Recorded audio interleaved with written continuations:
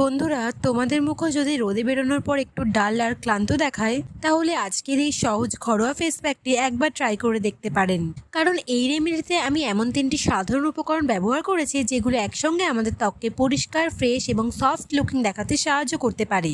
এছাড়াও আপনার ত্বকে যদি ট্যান, পিগমেন্টেশন, ডালনেস, ব্রণ এইসবের সমস্যা থেকে থাকে, সেই সমস্ত সমস্যাকে দূর করতে সাহায্য করবে। আর সবচেয়ে ভালো ব্যাপার হলো, এটা বানাতে আপনাকে খুব বেশি কিছু লাগবে না।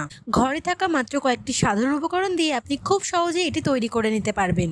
তাহলে আর দেরি না করে চলুন দেখে নিই আজকের এই সহজ ফেস প্যাকটা কিভাবে বানাবেন। এর জন্য প্রথমেই আমি একটি পরিষ্কার বাটিতে নিয়ে নিচ্ছি মুলতানি মাটি। মুলতানি মাটি আমাদের ত্বকের অতিরিক্ত তেল এবং জমে থাকা ময়লা পরিষ্কার করতে সাহায্য করতে পারে। তাই যাদের মুখ খুব অয়েলি হয়ে গেছে বা সারাদিনের পর ত্বকটা একটু হেভি ও ডাল লাগে, তাদের কাছে এই মুলতানি মাটি খুব উপকারী হতে চলেছে। এবার আমি এর মধ্যে যোগ করছি চন্দনের গুঁড়ো। চন্দনের গুঁড়ো কিন্তু বহু বছর ধরেই ত্বকের যত্নে ব্যবহার হয়ে আসছে। চন্দনের গুঁড়ো আমাদের ত্বককে স্মুথিং অনুভূতি দিতে সাহায্য করে এবং আমাদের মুখকে ফ্রেশ লুকিং রাখতে পারে।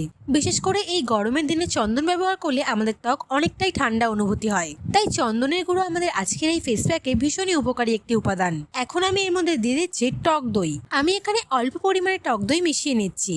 দইয়ের মধ্যে থাকা ল্যাকটিক অ্যাসিড ত্বকের উপর জমে থাকা ডেড স্কিন সেল আলতোভাবে এক্সফোলিয়েট করতে সাহায্য করে। পাশাপাশি দই আমাদের ত্বককে কিছুটা সফট ও ময়েশ্চারাইজড অনুভূতি করাতে সাহায্য করতে পারে।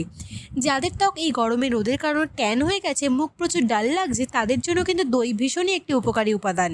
এখন আমি এই 3টি উপাদানকে একসাথে খুব ভালো করে মিশিয়ে নেব। দেখতেই পাচ্ছেন খুব সহজেই একটি স্মুথ কনসিস্টেন্সি তৈরি হয়ে গেল। খেয়াল রাখবেন প্যাকটি যেন খুব বেশি পাতলা আবার খুব বেশি ঘন না হয়ে যায়। খুব সহজে লাগানো যায় এমন একটি কনসিস্টেন্সি রাখলে সবচেয়ে ভালো হবে। তৈরি হয়ে গেছে আমাদের ঘরোয়া ফেস প্যাক। এখন আমি বলবো এটাকে তোমরা কিভাবে ব্যবহার করবে। প্রথমেই তোমরা তোমাদের মুখটাকে ভালো করে পরিষ্কার করে নেবে। মুখটা পরিষ্কার করে নেওয়া হয়ে গেলে এই প্যাকটা পুরো মুখে ভালো করে লাগিয়ে নেবে। তোমরা চাইলে এই রেমেডিটি তোমাদের হাতে, পায়ে এবং গলায় ব্যবহার করতে পারো। আমি আমার হাতের মধ্যে ব্যবহার করে দেখাচ্ছি, কিন্তু তোমরা তোমাদের পুরো শরীরে এই ফেস প্যাকটা ব্যবহার করতে পারো। হাতের সাহায্যে খুব ভালো করে এই ফেস প্যাকটা তোমরা তোমাদের মুখে লাগিয়ে নেবে। খেয়াল রাখবে যেন চোখ আর ঠোঁটের দিকে চলে না যায়। ফেস প্যাকটা ভালো করে লাগানো হয়ে গেলে এবার তোমরা অপেক্ষা করবে ফেস প্যাকটা যেন শুকিয়ে যায়। এর জন্য তোমরা 10 থেকে 15 মিনিট অপেক্ষা করতে পারো। এই সময় ফেস প্যাকটি খুব ভালো করে শুকিয়ে যাবে এবং তোমাদের ত্বকের উপর জমে থাকা ময়লা, ধুলো, ট্যান সেই সমস্ত কিছুকে তুলে আনবে। এই ফেস প্যাকের মধ্যে ব্যবহার করা মুলতানি মাটি মুখের অতিরিক্ত অয়েল ও ইম্পিউরিটিস পরিষ্কার করতে সাহায্য করতে পারে। চন্দনের গুঁড়ো আমাদের ত্বককে স্মুথিং ও রিফ্রেশ অনুভূতি করাতে পারে। আর দই ত্বককে অনেক সফট রাখতে পারে।